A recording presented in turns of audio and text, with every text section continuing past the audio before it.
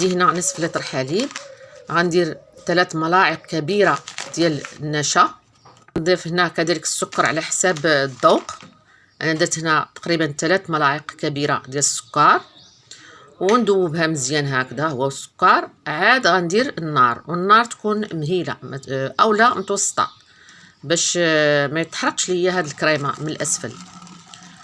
نبقى ندوبها هكذا، عاد غادي نشعل عليها النار ونخليها حتى بالتحراك دائما حتى كتبان لي تقالت شويه كيف غتشوفوا معايا الان.